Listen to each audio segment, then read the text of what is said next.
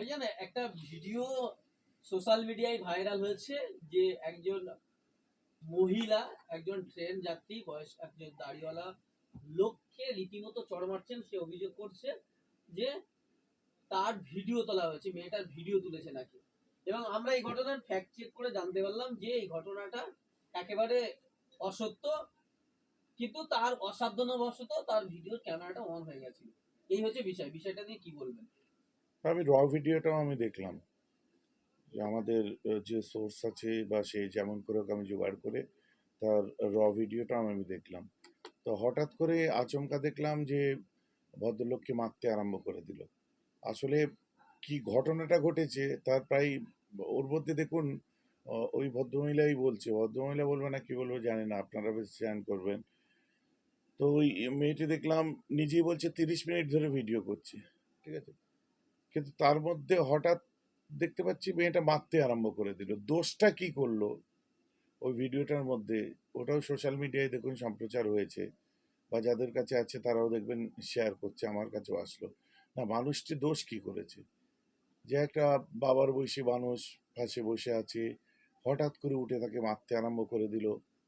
আহ, এই একটা খুব বিতিবিচ্ছিরি ব্যাপার। আবার তার মধ্যে মেয়েটি বলছে আমি অনেক দিন ধরে এমন একটা সুযোগ খুঁজছিলাম। কি সুযোগ খুঁজছিল? বয়স্ক মানুষদের মারার জন্য? নাকি আপনার ওই আরেকটা দেখলাম কেউ ওই ধর্ম নিয়ে রাজনীতি করা, কিছুদিন আগে বিতর্কিত বিভিন্ন মন্তব্য যার বার হচ্ছিল, তৃণমূল কংগ্রেসের দীর্ঘদিন ধরে তিনি থাকার পরে এখন বিজেপিতে জয়েন করেছে। করার পরে হ্যাঁ, একসময় মুসলিমদের সঙ্গে মিশে মুসলিমদের যাবতীয় যা কিছু ভক্ষণ করা থেকে সবই করেছে। পরবর্তীতে জানি না কিভাবে নিজেকে পবিত্র করেছেন তিনি। আপনার টুইট করে ঠিক ধর্মীয় উস্কানি দিয়ে একটা মানে ধর্মীয় মেরুকরণ করে তৈরি করতে চেয়েছে, সাম্প্রদায়িক একটা রং লাগাতে চেয়েছে।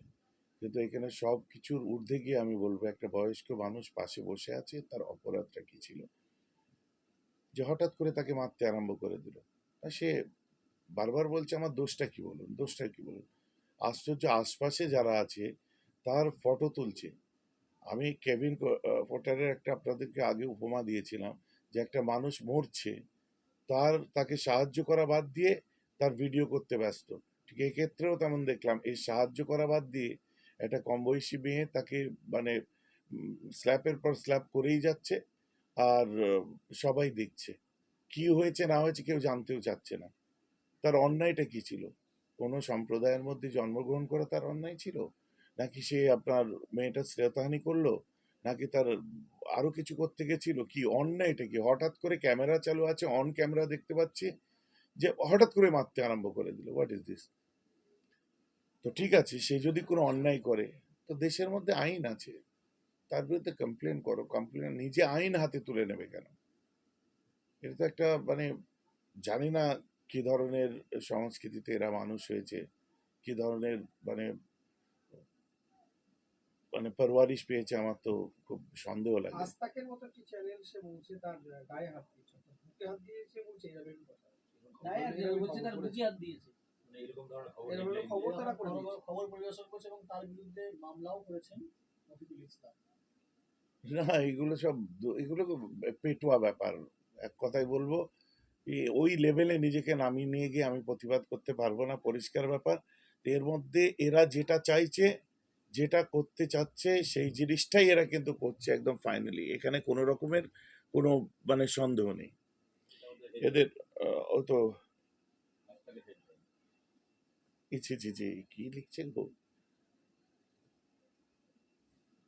চোখের খিদেতে মেয়ের বয়সীর বুকে হাত।